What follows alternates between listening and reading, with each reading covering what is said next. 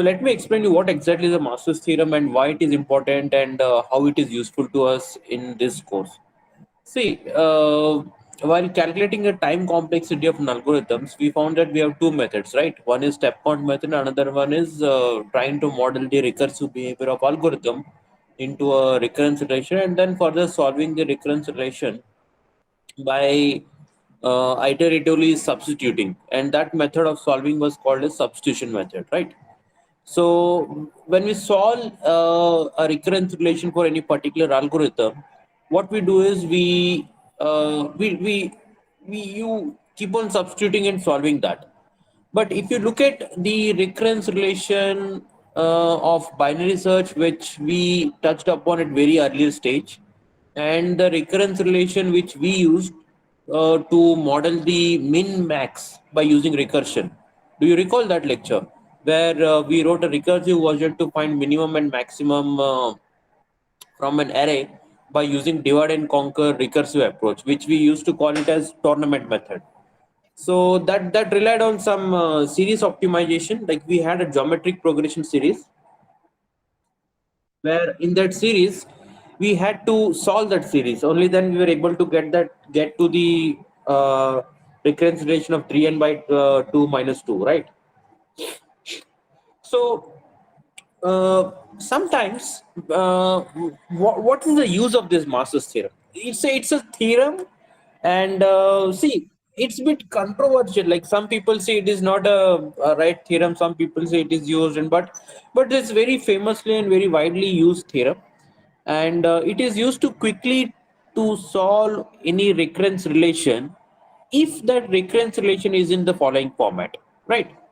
The recurrence relation which you right now you see on your screen is a recurrence relation, and if you look at that, T of n is equal to A multiplied by T by B plus C multiplied by n to the power of some k, right? K could be 1, 2, 3, it could be anything, right? So if we have any recurrence relation of this form, then based on the values which I have for A, B, and C, and the value which I have for n for K, I can directly find out the complexity of algorithm by using some standard theorem. That standard theorem is called as Master's theorem. So let us look into what exactly is the Master's theorem, right? So now let me move to slide 2. Now what we are doing, what we are going to see is we are going to look at exact theorem, what we are right now looking at. So the Master's theorem which right now we are looking at, this is a simplified theorem. Right, this is a simplified theorem. Remember, this is not the exact Master's theorem which you are looking, and learning the exact Master's theorem is beyond the scope of a curriculum. So we will not go into that. So we will only look at the simplified Master's theorem. And I'll tell you the major advantage of learning this is if you are appearing for some competitive examination like GATE, every year usually you will have one question whose answer can be easily found out by applying Master's theorem. So at the end of this curriculum, if we have enough time and if you are interested, then we can solve some gate questions on algorithms. That will help you. What are the tips and tricks to solve objective questions on this? Okay.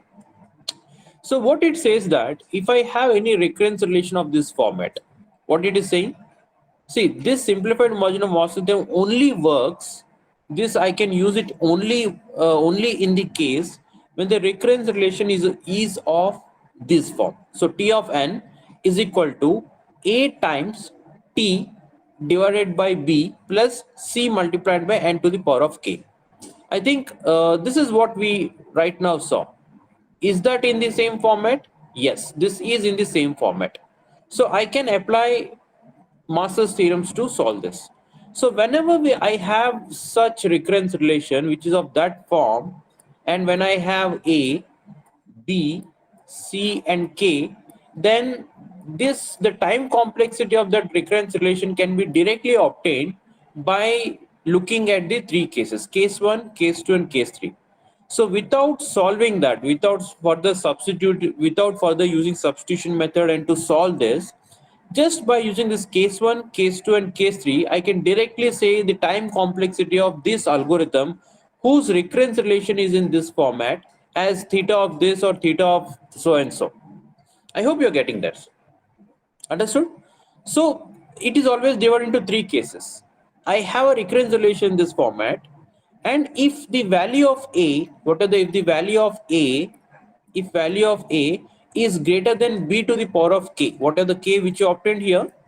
If it is greater than b to the power of k, then you can directly write the complexity of this recurrence relation as theta of n to the power of log a to the base b. You are writing theta, but you can also generalize it to the o of n. I think it o of n to the power of log a to the base b. You can always make it as o of, right? Okay. So in cases where a is equal to b to the power of a, whenever a is equal to b to the power of a, the complexity will become o of n to the power of k log n, right?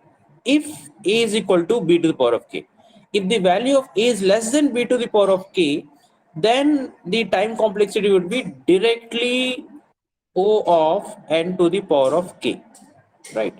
So you might ask me, sir, why when it is theta, why are you doing this? See, when it is a tight bond, I can always say upper bound. I hope you're getting that. If I write something o of n, can I say it is equal to theta of n? Okay, let me make. So statement 1, statement 2, if something is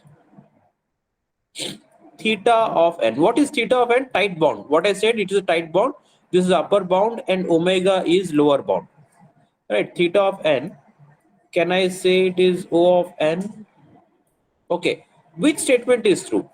So if I say O of n, can I say theta of n? If I say theta of n, I can always say O of n. Which is true? One is true or two is true? Can you type it in chat? Let me explain you by taking some a quick thing. Right, I have this and I have this, right? So I have one function. Let us suppose this is one function f, and let us say I have another function which is exactly same as this, which is exactly same as this. So in this case, what I say, if the red is z, then I can say f is equal to theta of g, because the g function is tightly bound. So it is so tightly bound that the behavior of both of this is exactly same. So the same function acts as an upper bound and the same function acts as a lower bound as well. But in case, so let us suppose I have h. This is h, function h, right? So what is h? So for f, h acts as an upper bound. So I say O of h. So if something is upper bound, can I say it is perfectly bound? No, O of can never become theta. So I cannot write this. Remember, for f, I cannot write this. If O of h I only have, I cannot write theta. Theta means perfectly bound. If it is same, the same is upper bound, the same is lower bound. I hope you're getting that. Most of students have answered it right. So 2 stands correct. If I have a theta of n, you can always write it as O of n. Even you can even write it as omega of n as well, because the same acts as upper and lower bound. But if it is O of n or omega of n, you cannot say the same function is a tight bound. This would be a wrong thing to do. Do not equate O of n to theta of n. But you can always equate theta of n to O of n or omega of n. So based on this logic, whenever they said theta of n, I am just calling it as O of n. Okay, so don't confuse. So here it is theta y o. It is based on this assumption. Are you getting this? So theta t of n is equal to a. Whenever I have recurrence relation of this form, just compare the value of a and b to the power of k. What values you are comparing? You are comparing the value of a and the value of b to the power of k. What is k? Look at the power of c n to the power of k.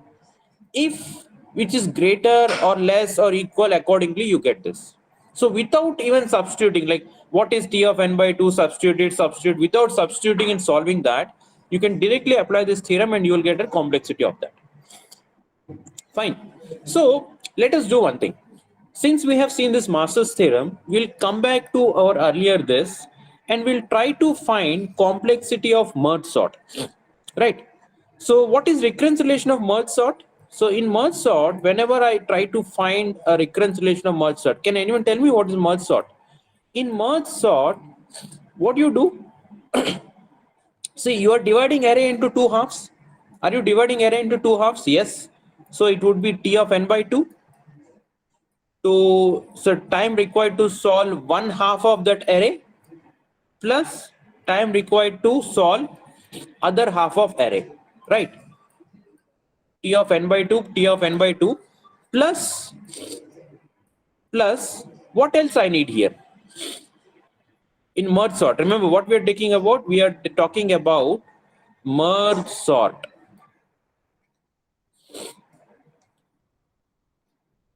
Okay, in merge sort, what's the case? The time required to solve entire array is time required to sort half of that array, second half of that array, plus what else? After division, what we do? In merge sort, we divide the array, right? We divide, sort, and what we do, then we keep on merging it. So to merge, let me tell you what I am talking about. So here, in merge sort, I have this array, right? And let us suppose it is composed of few elements. So when you're dividing into two parts in merge sort, what you get is you get this part and you get another part. You further divide that, right? You get another part, you get another part. After doing that, in the end, you merge it, right? So you have sorted this. You have sorted this in ascending order. You have sorted this in ascending order. These pieces are ascending order. Do I have a sorted array? No, I have not yet. I at this stage still I do not have a sorted array. What you're doing is this is divide. What is it is? It is divide phase. And after that, when you do a conquer phase, in a conquer phase, what you do? You merge that array, right? You are merging that. Now tell me, if I have this array, for example, let us suppose, let me make another one. I want to be very clear about recurrence relation of merge sort. Let us suppose I have two arrays. Each of this array contains three elements. This contains 1, 4, 6, and this contains 2, 3, and 5. If I have this two array, I want to merge these two sorted arrays. So how do you merge two sorted arrays? So we keep two index, right? Here we have one index here and I keep one index here. First thing what I do, I compare both. Which is less, this is less. So I add this element and I move this pointer to here. Then I compare both, which is less, this is less. So I take this element here. Then when I move this here, this index move to this location. Compare to which is less, this is less. So this index moves to this location. It moves to next location. Compare both, which is less, this is less. So this element comes here and after coming here, this index moves to this location, right? Now compare both, which is less, this is less. So 5. When this moves to out of this array, I stop it. Then what you need to do is you need to just copy whatever elements are remaining in this array. So what elements is remaining? 6. And what you get? You have this merged array. Now tell me, if the size of this is n, if the size of this array is m, how many comparison operations I require? So one operation. How many comparison operations you require? One, option 1, n into m, option 2, n plus m, or what? How many operations you require? Type your response. How many comparisons you require? So if I want to find a complexity of this, should I say it is O of n into m, or should I say O of n plus m?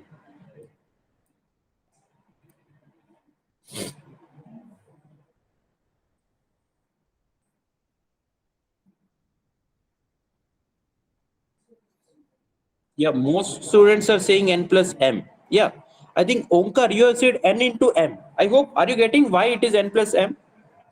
Or you need an explanation to say, see, the right answer is O of n plus m, because you are comparing this with this, and after that you are moving that. So max you need n plus m comparisons.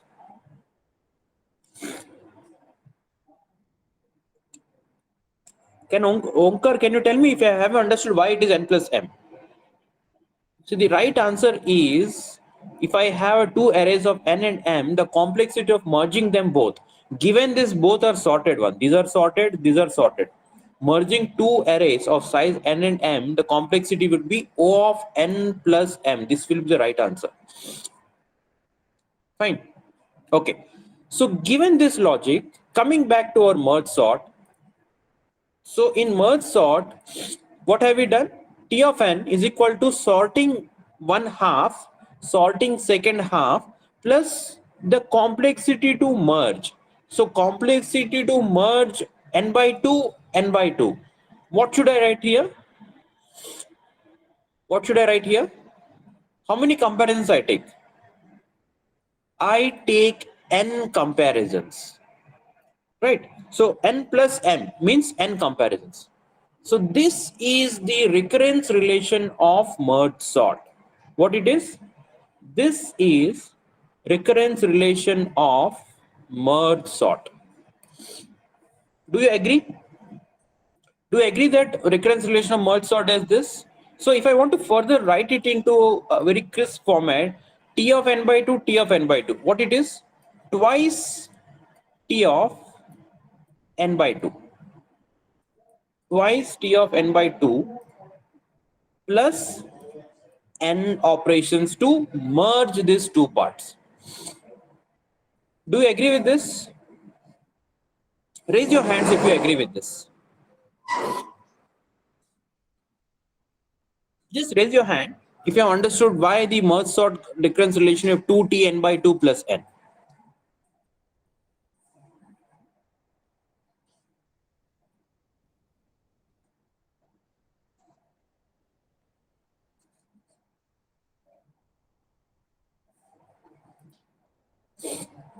Okay.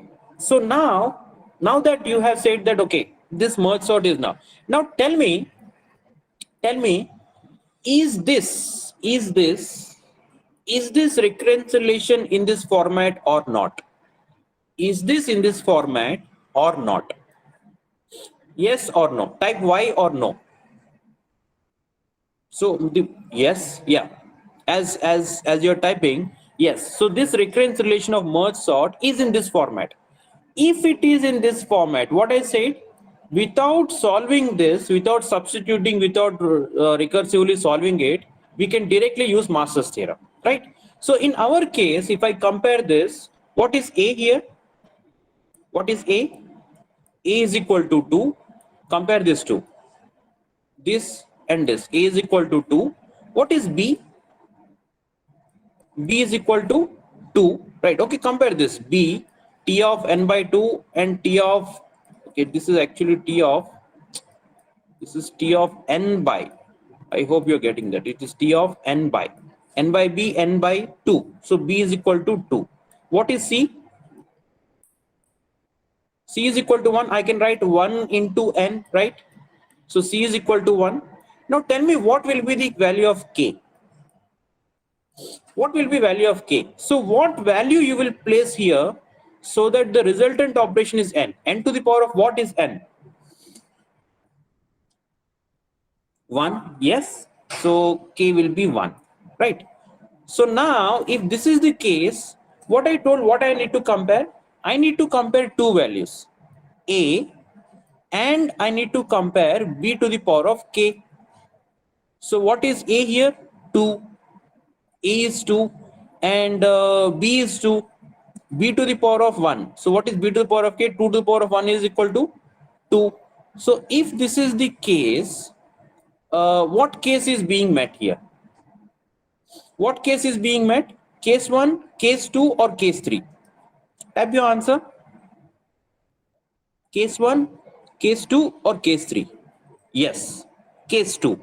Why? Because A is equal to B to the power of K. In our case, in case of merge sort, A is equal to B to the power of K. So K is 1 in my case. This K is 1 in my case. So it is equal. If it is both equal, what I said, what is the complexity? If both are equal, what is the complexity I said? This. So I can write O of n to the power of K log n. Right? Look at this. O n to the power of K log n. So what does it become? Let me make another color. So what it is? O to the n to the power of K. What is n to the power of K? K is 1 log n. Right. So 1 means 1. 1 is always ignored. So the complexity of merge sort is O of n log n. Is it the merge sort's complexity which we have been studying? Are you getting that? Yes. So understood what is Master's theorem? So Master's theorem is like a quick shortcut whenever I have a recurrence relation of this format. So whenever you find any recurrence relation of this format, you can directly apply Master's theorem, do some quick calculation about what is A and what is B to the power of K, and you can directly come to the complexity of that algorithm. Right. But remember that there are some cases where you cannot apply Master's theorem. Where we cannot apply Master's theorem? See, we should not apply Master's theorem. For example, you see this relation, right? Do you see here the highlighted block? So this is a case where we do not apply Master's theorem. This case, this box I am talking about. So why I am not able to apply here? See, if you look here, I have a value, I have B value, but if you see the value here, what is it? It requires to be C multiplied. C is a constant. Forget about C. C is a constant. N to the power of K. And what I have, remember, N to the power of K and N log N. If you look at this both terms, why I do not consider this format to be in Master's theorem? Remember, when I say n to the power of k, this term has to be function of n. This has to be some function of n, right? So it could be n square, it could be even root n as well. It could be n cube. This is all allowed. But when you put log n here, this is no longer function of n. It becomes a logarithmic function. It becomes a hybrid function where it is not only function of n, but it is also a logarithmic function. So this term C n to the power of k, you have to ensure that this has to be always a pure function of n, not some logarithmic or some another kind of function. So n square is allowed, n to the power of 3 is allowed, root n allowed, cube root of n is allowed, right? So as long as it is a pure function of n, you can always apply Master's theorem. But if it is n log n, do not. Why? Because it is no longer a pure function of n, it becomes logarithmic function. In that case, we should not work on that. You should not apply Master's theorem. Understood?